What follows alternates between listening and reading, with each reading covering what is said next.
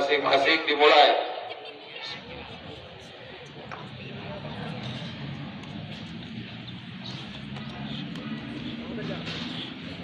Selesai. Selanjutnya silakan MC untuk melanjutkan.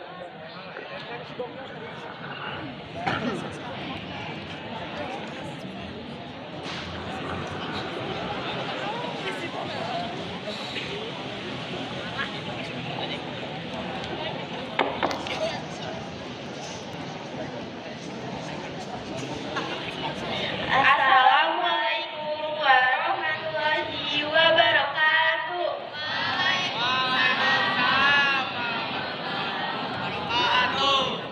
Halo semuanya, jadi kita di sini akan memandu pembiasaan literasi kali ini. Kayaknya kita harus perkenalan dulu deh. Kenalin ya, nama aku Alexandra dari kelas 8A. Di sebelah aku ada, halo semuanya, aku Naya Radelia dari 9F. Nah, perkenalannya udah nih. Kita awali dulu sama salam 43 dan salam literasi dulu yuk. Ayo teh, salam dulu ya. 4, 3.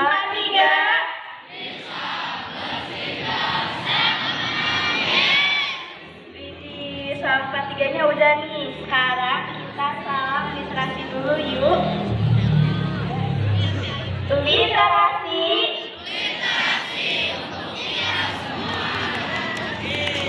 Tepuk tangan dulu dong semuanya.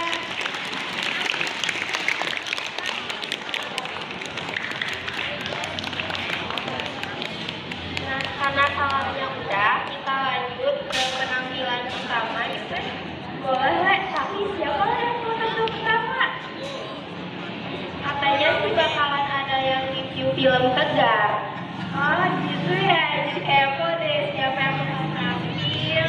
Untuk yang bakal tampil ditunggu ya.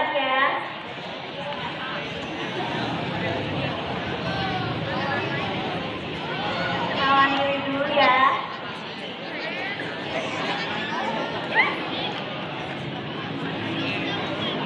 Assalamualaikum warahmatullahi wabarakatuh.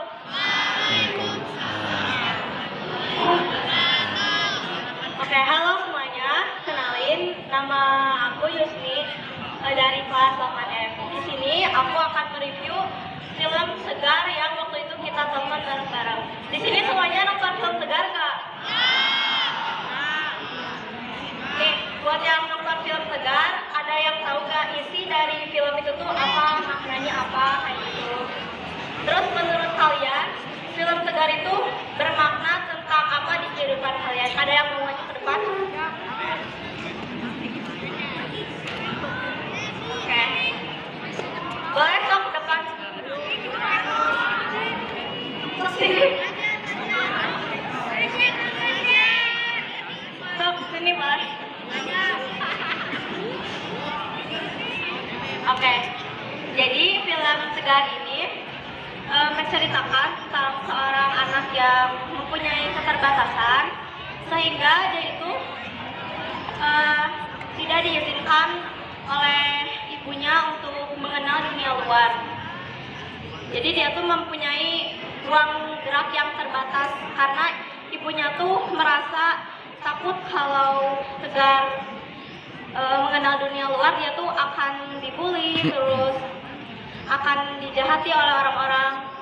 Nah, tapi kakeknya tuh selalu mendukung Tegar kalau Tegar menginginkan apapun, bener kan?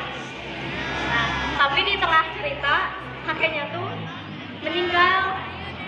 Jadi Tegar tuh merasa tidak ada lagi yang mendukung dirinya gitu. Sehingga dia harus berdiri di kakinya sendiri. Terus suatu hari kan orang tuanya tuh, ibunya tuh sibuk kerja. Jadi Tegar tuh gak merasa mempunyai kasih sayang yang lebih.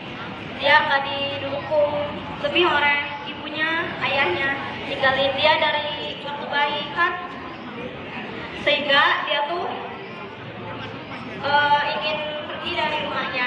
Dia pergi kan, ngotot gitu, kayak nekat keluar Terus dia mengenal dunia luar sendiri. Dia awalnya ngerasa dia tuh dijahati sama orang yang nyulik dia kan. Waktu di filmnya ada yang orang yang ngambil dia dengan paksa kan. Ternyata dia tuh itu tuh nggak dijahatin gitu, itu tuh mau ngebantu dia. Sehingga ibunya tuh pas kembali dari kerja, ibunya tuh nyadar kalau Tegar tuh pingin meraih masa depannya.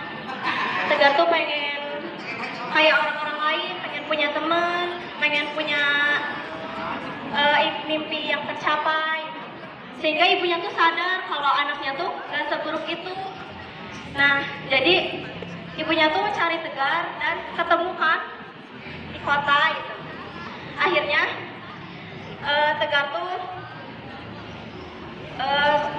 Tegar tuh jadi bisa kayak orang-orang lain. Ibunya jadi memperbolehkan Tegar untuk bersekolah karena ternyata Tegar tuh dengan orang-orang yang biasanya itu ternyata sama aja gitu, berteman juga. Jadi di cerita ini menurut aku kita tuh harus bisa memberi perhatian yang lebih kepada orang-orang yang mempunyai disabilitas. Nah, kita tuh harus bisa memberi perhatian, bisa mau berteman dengan orang-orang yang mempunyai kekurangan, agar orang itu tuh tidak merasa dia kesepian dan dia sebagai yang kurang, dia tuh tidak bisa melakukan apa yang kita lakukan gitu. Jadi itu semoga dengan menonton cerita itu, menonton film Tegar, kita semua bisa berteman dengan orang-orang disabilitas. Sekian dari saya, terima kasih. Maaf bila ada kata-kata yang kurang atau ceritanya sedikit ya. Sekian dari saya. Wassalamualaikum warahmatullahi wabarakatuh. Waalaikumsalam. Wah, keren banget ya kayak tadi. Kasih tepuk tangan sekali lagi dong teman-teman.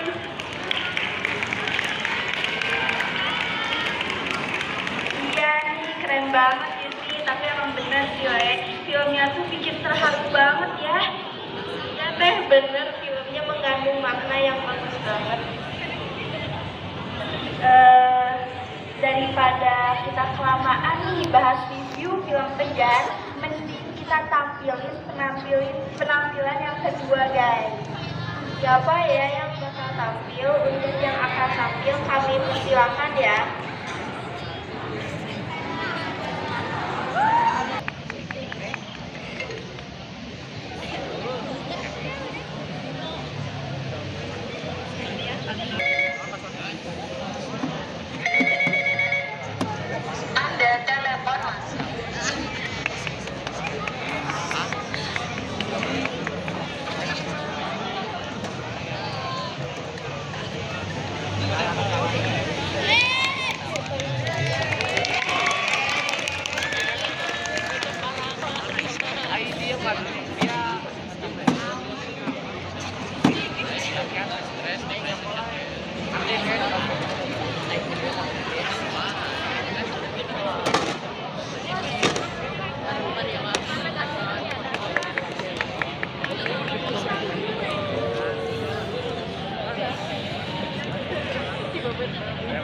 Cerita monolog ini saya akan sampaikan secara real dan sesuai kenyataan.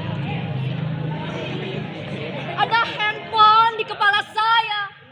Setiap malam, setiap saya membuka buku-buku itu, setiap saya memulai membacanya dengan khusyuk, tiba-tiba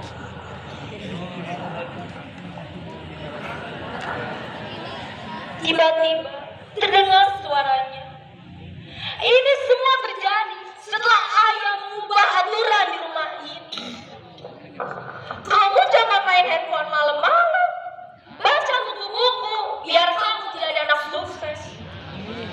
Dan saya harus memberikan benda pujian itu kepada ayah saya.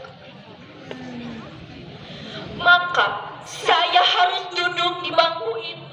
Dan saya harus membaca buku-buku yang tak asing sampai saya tertidur. Ruangan ini tidak boleh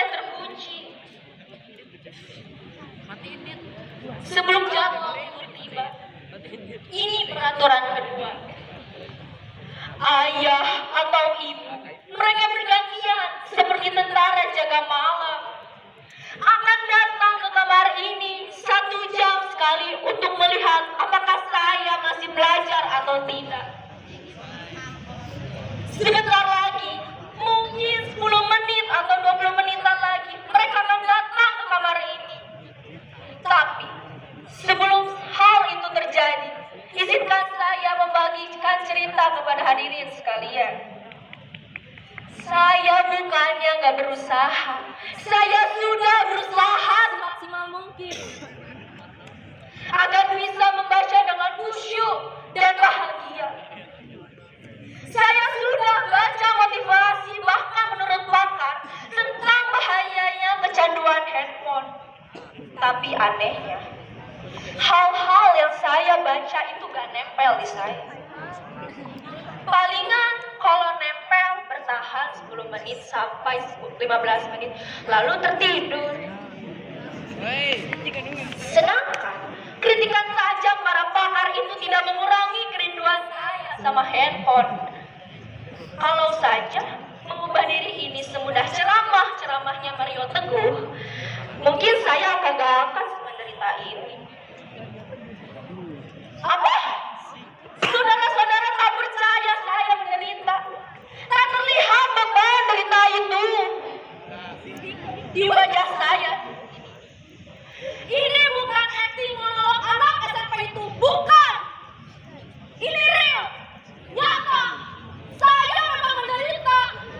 Kalau saya tuangkan penderitaan ini ke dalam puisi, mungkin tidak ada yang berani membacanya. Sekarang, saya tanya kalian, siapa yang akan hadir?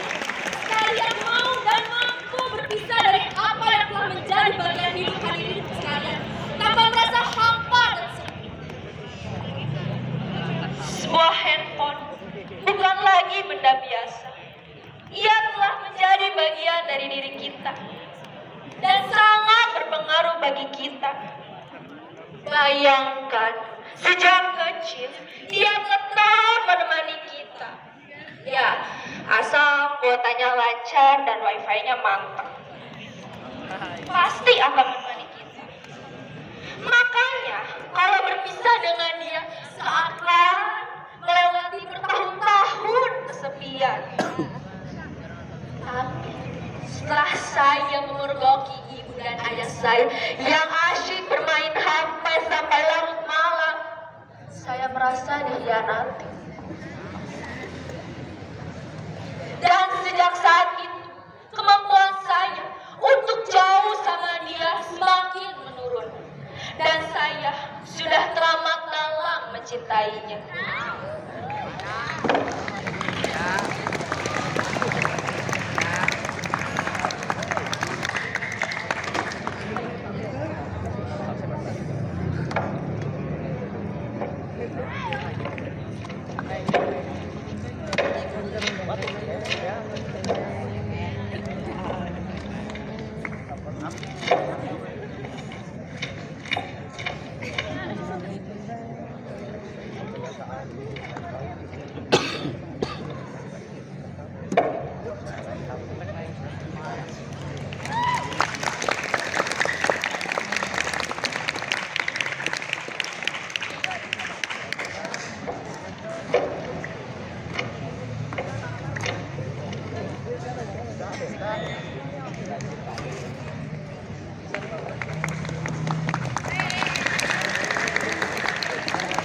Sekian dari saya, Kayla. Terima kasih atas perhatiannya. Wassalamualaikum warahmatullahi wabarakatuh.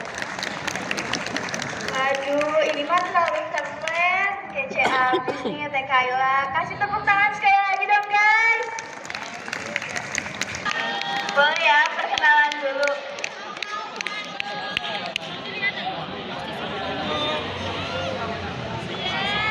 Halo semuanya, perkenalkan nama aku Cika Oktaviani, aku dari kelas 9A. Dan aku Muhammad Rafial Farizi dari kelas 9B.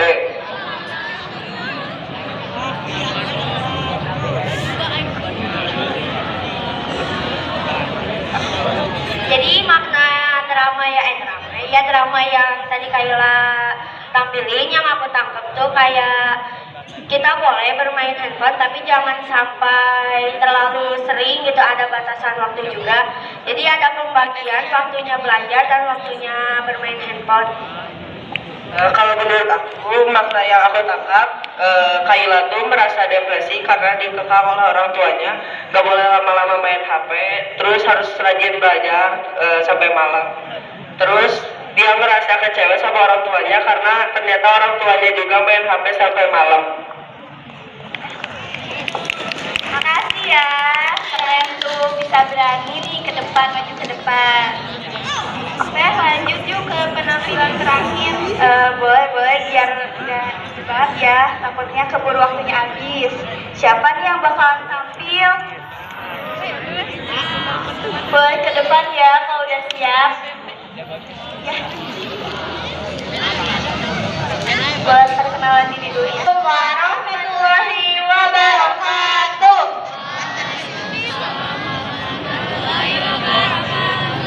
Perkenalkan, saya Azkia Arifin Arifin dari kelas 8H dan saya Ayu dari kelas 8H juga. Kita berdua akan membacakan puisi yang berjudul Saya.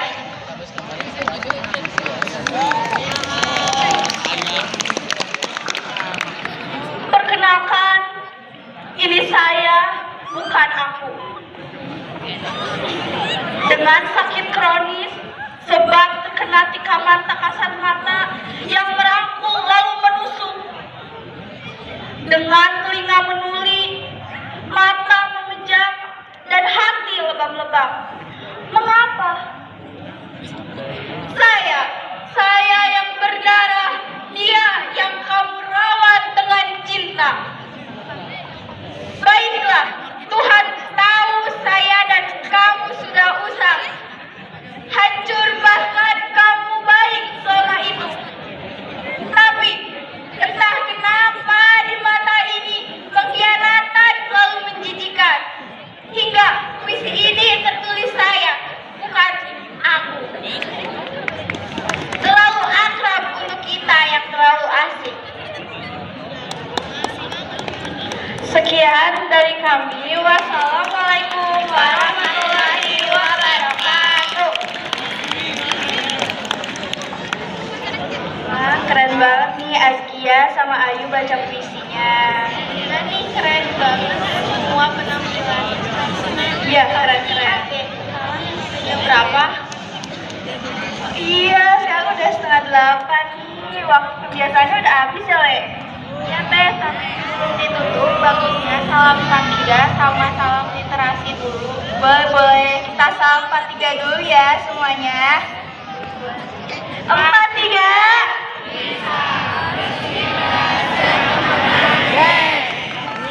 Kurang semangat nih salam 43-nya. Sekali lagi ya, semangatnya keluarin. 43.